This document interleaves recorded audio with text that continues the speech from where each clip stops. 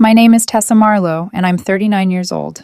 Competence doesn't peacock, it hums, soft as the dishwasher slipping into off-peak at 12:01. Because months ago, I told it to. The final cell in my budget clicks green and exhales. The house, my house, deed and utilities in my name, sits steady, a hull with ballast. No one thanks ballast until the boat lists. Lately, I've been listening for a wobble. Grant, my boyfriend, says he's busy. Busy is a rubber word. Stretch it far enough and you can wrap secrets in it. A phone screen angled away when I walk in. A sudden new vocabulary, macros, alignment, stagnant energy. It would be funny if it didn't smell like smoke under a closed door. I didn't meet him in a yoga studio or a juice line. We met the ordinary way. Coworkers' cookout, a crooked volleyball net, Grant laughing while a hamburger disintegrated through the grill. Steady, he said I was. He loved that. My steadiness let him breathe. Steadiness, it turns out, makes a convenient drum to beat when you want to dance somewhere else. The somewhere else arrived with a bright smile and a mat rolled under one arm. Aria Nolan, 28, is what you'd call a holistic trainer, the kind who can coach your hamstrings, your inner child, and your credit score. She was Grant's ex-girlfriend, pre-me, pre-everything. We dated once, he said, airy as dust. No big deal. She's just helping me get back on track. He came home glowing. Sandalwood, eucalyptus, that expensive cologne influencers missed on camera like they're baptizing themselves. Suddenly, Aria's name hung everywhere like wind chimes. Aria says I need more morning light. Aria thinks I'm holding tension in my jaw. Aria recommends a cleanse. We start Monday. 3 months ago, he moved into the guest room to optimize sleep cycles. He showed me a chart on his phone like it was a medical diagnosis. You snore, he said carefully, and I need space, just for a week, to reset. I am not a screamer. I don't throw plates. I run logistics for a living. I track. I document. I solve bottlenecks without announcing I'm heroic. I looked at the chart, looked at Grant, and folded the sheet corners tighter on my bed. A week, I said. The week floated into 2 months. He drifted like a moon with a stranger tide. The day it turned, my boss let us out early after we landed a contract that will make our end-of-quarter graphs look like kites. I pulled into my driveway at 3:07 p.m. The house was the same shape but smelled like a luxury forest. I stood in the entryway and let the scent tell me a story. Tess? Grant came downstairs fast, tying his athletic shorts. You're home. Early, I said. The living room was too tidy. The kitchen island had a bowl of grapes sweating like they'd been recently touched. What's that smell? He blinked at me with the big, honest eyes of a man who hasn't rehearsed a lie. Jessa stopped by. New perfume. I know Jessa. Jessa smells like vanilla and office coffee. This was not Jessa. Something quiet in me moved its chair. The soft, private room inside. The one where I keep my emergency plans, and the memory of my mother's "don't be naive" voice unlocked itself. I didn't accuse him.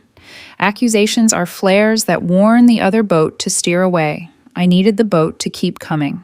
That weekend, while Grant and Aria attended a warrior breath workshop at a converted barn, I upgraded the home security system. 3 tiny, legal, video-only motion cams, common areas only, living room, kitchen aimed at the island, bookshelf near the stairs angled toward the front door. It is perfectly legal in my state to record video without audio in the shared rooms of a home you own.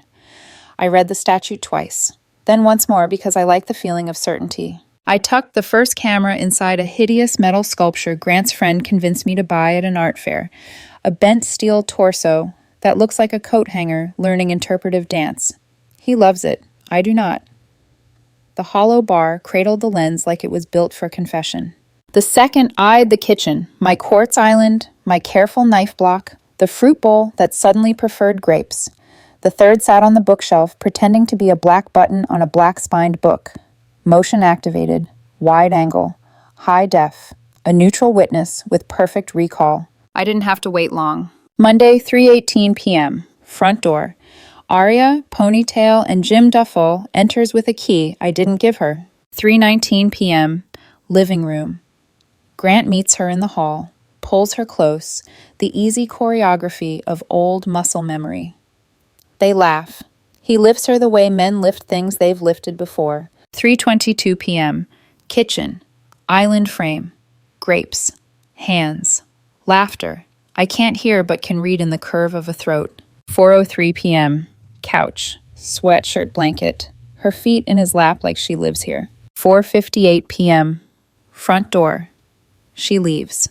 He sprays the room, eucalyptus again, then stands very still like a man asking a room to keep a secret. At 5:31 p.m., I pull into the driveway. The cameras do not blink. They simply remember. When I walk in, he's at the blender, pureeing spinach and apology. Hey, he smiles. Aria says I'm low on iron. Smoothies help. How was your day? Profitable. I set my bag down near the sculpture, the one that now holds a small, watching eye. You? Aligned, he says, and kisses my cheek like a promise he intends to misunderstand. I back up the footage to an external drive labeled with something boring. Taxes, receipts, 2019. And put it in the small fireproof box I keep for passports and truths. The next day, the cameras catch morning instead of afternoon. He's in the living room at 7:12 a.m. doing push-ups. She arrives with coffee and kisses that taste like permission. They don't train. They practice oblivion. The day after, she brings a bottle of my good whiskey. They toast the way people toast at the beginning of a story they think will end well. I watch my relationship die in 1080p.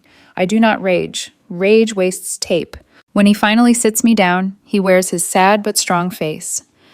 Tess, I can't do the stuck energy anymore. I need space. Real space. I'm moving out for a while. It's what my coach thinks is best.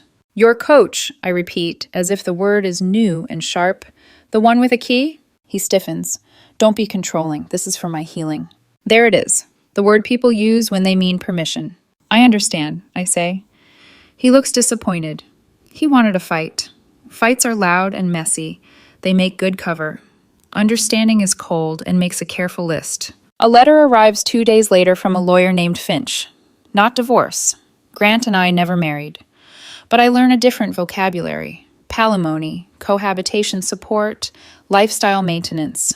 The letter says the relationship ended due to my emotional neglect, financial control, and persistent psychological abuse.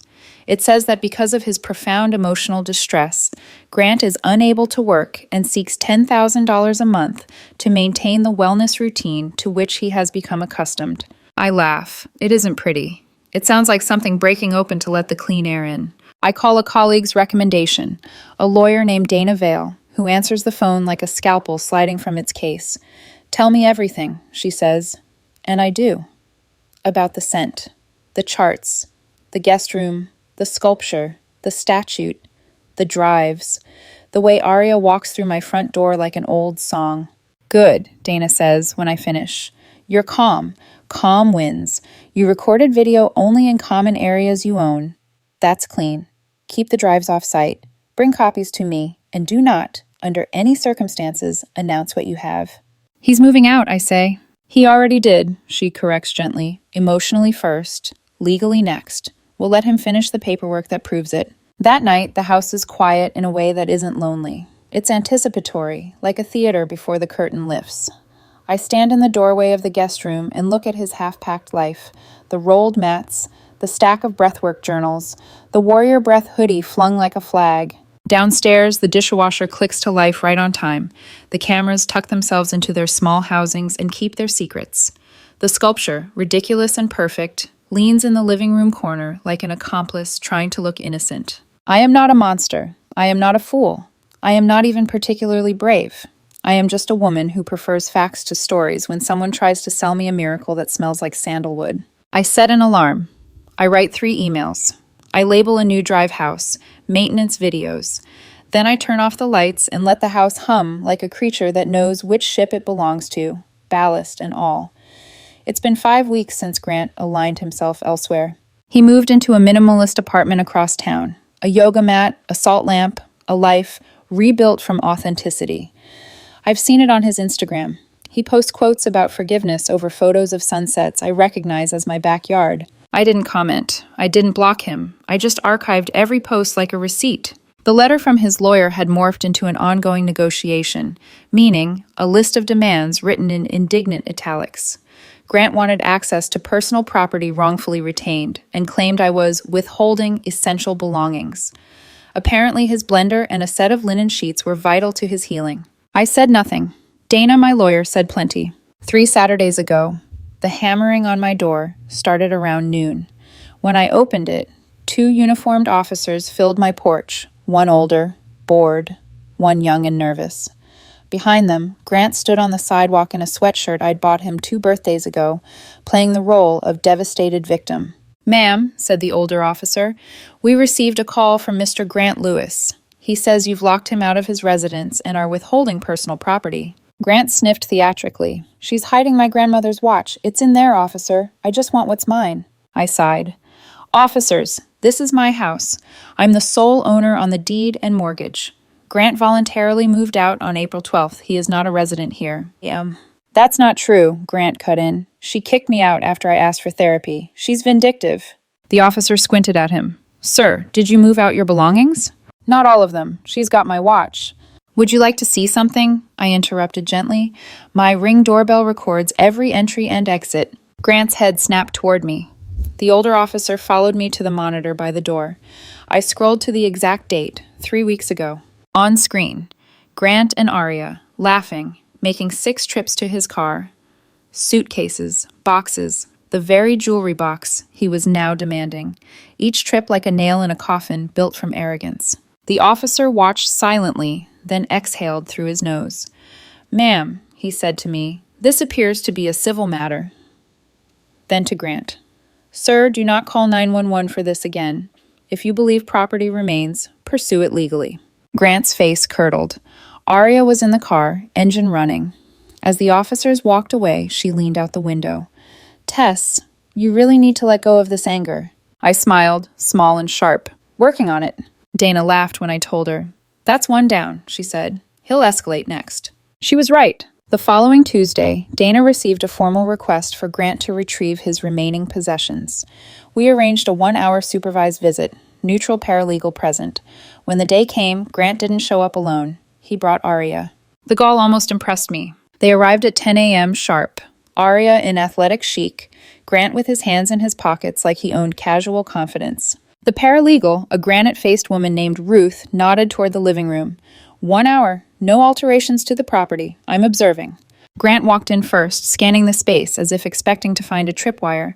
Aria followed, humming, running her fingers along surfaces she used to trespass on. Then she stopped in front of the metal sculpture, the one that once hid the camera. "I'm taking this," she said. Grant blinked. "That's mine." "Actually," I said evenly, "it was a gift from me. Purchased on my credit card, if you'd like to see the statement." Aria's lips parted. "It's the only thing of value you ever gave him. It represents his pain." "Pain's heavy," I said. "You sure you can carry it?" Grant's eyes narrowed. "Tessa, don't start. This piece is meaningful." Ruth, the paralegal, cleared her throat. "If Ms. Marlowe consents, you may take it." I looked at the sculpture. I looked at them. Every ounce of evidence had been pulled from it weeks ago. The hollow steel now contained nothing but their arrogance. "You know what?" I said softly. "You should have it. It belongs with you." Grant hesitated, but greed always wins over instinct. He hoisted the 40-pound sculpture, nearly dropping it. Aria beamed, victorious in a war she didn't realize she'd already lost. "Be careful," I said as they shuffled to the door. "It's fragile." The door shut behind them. Ruth raised one brow. "You're enjoying this." "I like symmetry," I said.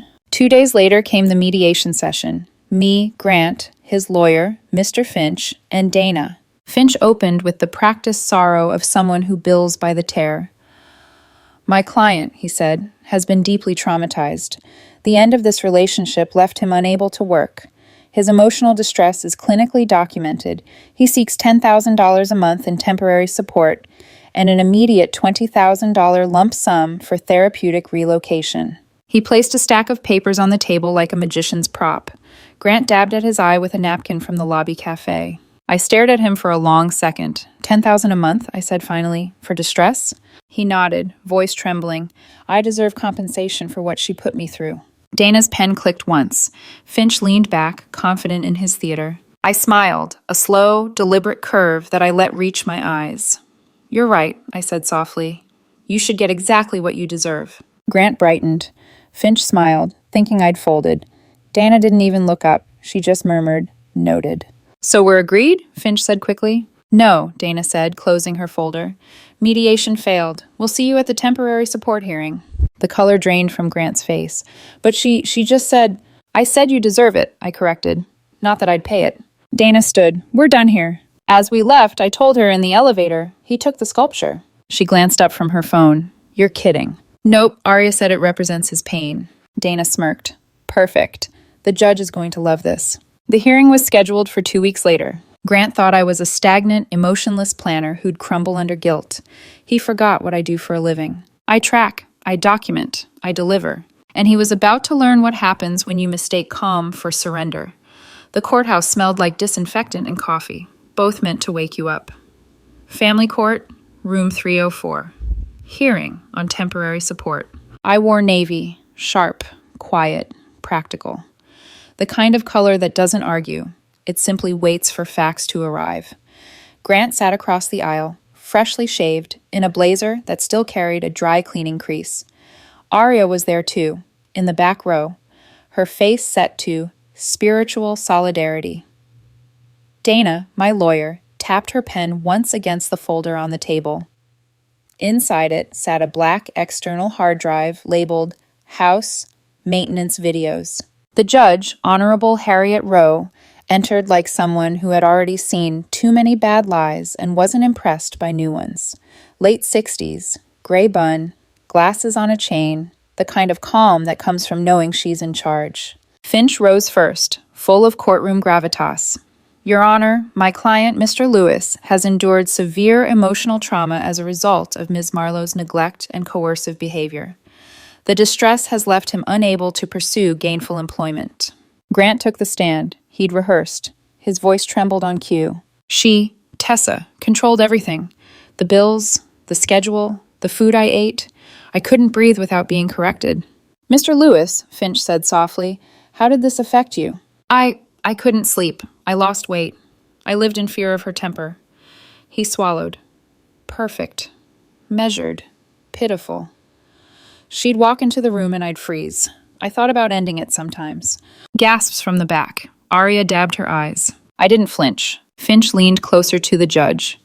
"As such, Your Honor, we request temporary monthly support of $10,000 to allow Mr. Lewis to stabilize and seek appropriate therapy." Judge Rose scribbled a note. "Ms. Marlowe's counsel." Dana rose, calm as a metronome. "Your Honor, we don't dispute that Mr. Lewis may be experiencing distress. We merely suggest that the cause of that distress might differ from his testimony." Finch frowned. "Objection. Argumentative." "Sustained," Judge Rowe said, bored. "Get to the point, Ms. Vale." "Yes, Your Honor." Dana lifted the black drive. "We'd like to submit evidence, video-only footage legally obtained in the common areas of my client's home, which she solely owns." Grant stiffened. Finch blinked. "Objection! Invasion of privacy!" "Your Honor," Dana continued evenly, "state law permits silent video monitoring in the owner's common areas. No audio was captured. This evidence directly contradicts Mr. Lewis's sworn statements about his living conditions during the period of alleged abuse." Judge Rowe raised one eyebrow. "I'll allow it. Bailiff, clear the gallery." The room emptied. Aria's face drained of color as she followed the crowd out. The door clicked shut. Only the judge, court clerk, bailiff, Grant, Finch, Dana, and me remained. Dana connected the drive to the courtroom display. "This compilation covers a period from March through May," she said. "Approximately 5 minutes in total." The screen lit up. Clip 1. March 12th, kitchen. Grant in gym shorts, laughing, as Arya climbs onto the island. Grapes, hands, mouths. The supposed abusive environment looks like a perfume commercial. Finch shifted in his seat. Clip 2, March 19th, living room. Grant and Arya eating lasagna straight from the pan. He feeds her with his fingers, both giggling. Clip 3, April Zion, front door. She jumps into his arms, legs wrapped around his waist. He spins her, both radiant. The timestamp matches the day he claimed he was too depressed to get out of bed. No one spoke, only the hum of the projector. Dana hit pause. "Your Honor, that concludes the compilation." Full files are available for review. Judge Rowe leaned back, took off her glasses, and rubbed the bridge of her nose. Then she laughed. A short, incredulous laugh that grew until the clerk looked startled. "Mr. Lewis," she said when she finally caught her breath, "do you understand that you just committed perjury?" Grant's mouth opened, closed. "Your Honor, She drove me to—" "Drove you to what?" the judge snapped. "To redecoration on the kitchen counter?" Finch looked like he wanted to melt into the carpet. "Your Honor, we withdraw the motion for temporary support." "No," Judge Rowe said crisply. "You do more than that. The motion is denied with prejudice. Ms. Marlowe is awarded reimbursement of legal fees for this hearing. This filing was frivolous and made in bad faith." Her gavel cracked once. Grant turned to me, fury shaking his voice. You spied on me! You violated—" "Your client," the judge interrupted, "violated the truth. We're done here." Dana began packing her folders, expression neutral, but her eyes gleamed. I exhaled for what felt like the first time in months. As the bailiff opened the door, I caught one last glimpse of Grant's face. The stunned realization that every lie he'd practiced had dissolved under the weight of evidence. Outside, the hallway buzzed back to life. Aria looked up from her phone, eyes questioning. Grant didn't speak to her. He just kept walking. Dana glanced at me as we exited. "You all right?" "I'm fine," I said. And for once, I meant it. It's been 6 weeks since the hearing. I still wake sometimes at 12:01, just as the dishwasher kicks on. The hum feels like punctuation, the kind that means done. The court order arrived 3 days after the hearing. Motion denied with prejudice. Claimant to reimburse all legal fees incurred by the respondent. In total, Grant owed nearly $48,000. Dana called me when the check cleared. "He paid," she said. Disbelief threaded through her calm. "I didn't think he'd actually do it." "Neither did I admitted. But guilt has its own currency. I never saw him in court again. He didn't appeal." According to Ruth, the paralegal who'd supervised the property pickup, Grant and Aria broke up 2 weeks after the verdict. Money trouble, naturally. She posted a story about releasing toxic energies over a photo of an empty apartment. I didn't smile when I saw it. I just turned off my phone and let the silence be its own headline. The house sale followed soon after. It had been legally considered cohabitation property, but Judge Rowe's ruling about his bad faith conduct changed the math. 70% equity to me, 30% to him. When the paperwork was signed, Grant tried to make small talk in the courthouse hallway. He looked smaller, hair unkempt, tan gone, his voice deflated. "Tess," he said, I didn't think you'd go that far." I looked at him for a long moment. "Neither did I. You should have considered the distance before you built it." He blinked, as if waiting for the woman he used to manipulate to reappear. She didn't. I nodded toward the exit. "Take care, Grant." That was the last time we spoke. The sculpture, the bent steel torso that once housed my quiet little camera, came back into my orbit through gossip. Apparently, when Grant finally moved out of his sublease, he insisted on keeping it. His landlord complained about the space it took, so he shipped it to his parents' garage. A month later, I got a text from Jessa, his coworker's wife, the one who'd smelled like vanilla and coffee, not sandalwood. "Jessa, he's back at his parents'. Aria left him. The sculpture's there. His mom hates it. Me, I hope she keeps it right where he can see it. Jessa, oh, she will," across from his bed. There are worse sentences to end a story on. I moved downtown 2 weeks after the sale closed. The condo is smaller, but it's mine. It smells like clean walls and new beginnings.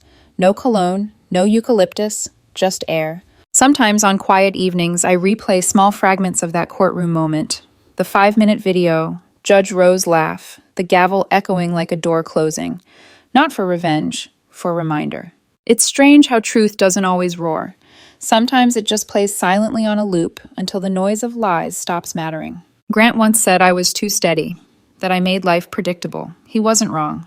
But steadiness, it turns out, can be a weapon if you wield it with patience. Now, when I load the dishwasher at midnight, I think of it as ceremony, a quiet affirmation that systems work, that documentation matters, that calm is not the absence of power, it's the control of it. The light over the counter hums softly. The sculpture is gone, but the space it left behind, that's worth more than $200,000.